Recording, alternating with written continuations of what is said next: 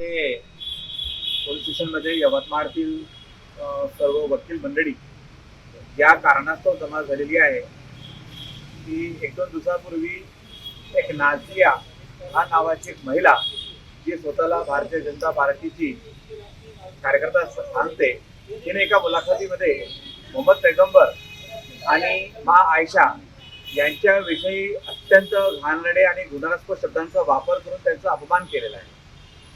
सध्याच्या काळामध्ये जे सत्तेचं राजकारण किंवा राजकारण सुरू आहे त्यामध्ये एक असा फॉर्म्युला अडॉप्ट करण्यात येत आहे की मुसलमानांविषयी, त्यांच्या धार्मिक स्थळांविषयी किंवा त्यांच्या धर्मगुरूविषयी काही बोलायचं, काही अपशब्द वापर करायचे आणि प्रसिद्धी मिळवायची. यांचं मनोबळ यामुळे वाढलेलं आहे की यांच्यावर कुठल्या प्रकारची कठोर कारवाई सत्ता शासन करत नाही.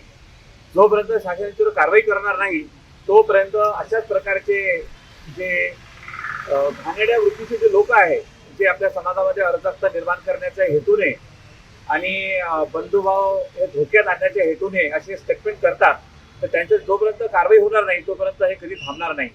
आम्ही या ठिकाणी यासाठी जमलेलो आहोत की नाझिया इलाही खान नावाच्या महिलेविरुद्ध देशद्रोहाचा गुन्हा दाखल करावा. कारण की तिच्या या स्टेटमेंटमुळे संपूर्ण भारतामधील मुस्लिम लोकांच्या आणि जे सेक्युलर माइंडेड लोक आहेत त्यांच्या देखील भावना, जे मोहम्मद पैगंबर विषयी श्रद्धा बाळगून असतात, त्यांच्या देखील भावना दुखावलेल्या आहे. तर आमची अशी विनंती या पोलीस प्रशासनाला आहे की त्या नाझिया इलाही खान या महिलेविरुद्ध कठोर कारवाई करावी आणि तिच्या विरुद्ध राष्ट्रीय सुरक्षा कायद्या अंतर्गत कारवाई करावी. कारण की तिचे असे स्टेटमेंट हे राष्ट्रीय सुरक्षेला धोका पोहोचणार आहे.